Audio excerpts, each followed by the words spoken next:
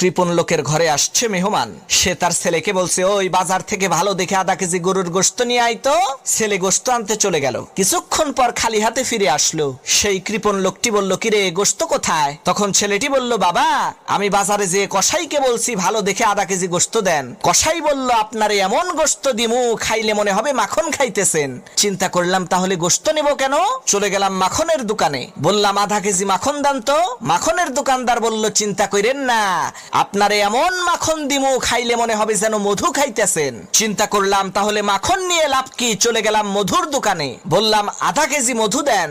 মধুর দোকানদার বলল, আপনারে এমন পরিষ্কার মধু দিমু দেখে মনে হবে কাচের গ্লাসে থাকা স্বচ্ছ পানি। চিন্তা করলাম এই কাহিনী যদি হয় তাহলে পানি তো ঘরেই আছে।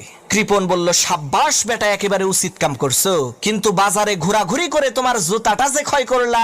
ছেলে কয়, বাবা জুতা তো মেহমানেরটা পরে গেছি।